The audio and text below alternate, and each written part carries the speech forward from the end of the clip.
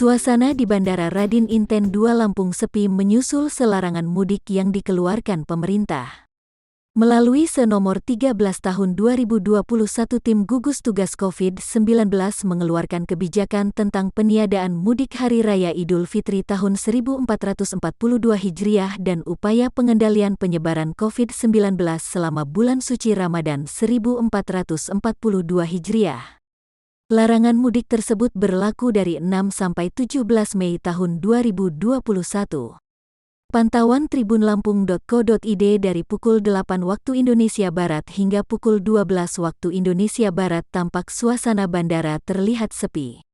Tidak ada aktivitas penerbangan maupun antrean penumpang pada hari ini. Bangku-bangku penumpang di Bandara Raden Inten II pun terlihat kosong.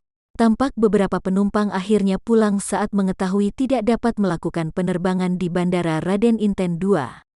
Terlihat raut wajah kekecewaan dari beberapa penumpang yang sempat datang ke bandara. Menurut keterangan dari beberapa penumpang, banyak dari calon penumpang tersebut belum mengetahui tentang larangan mudik yang dikeluarkan oleh pemerintah pusat.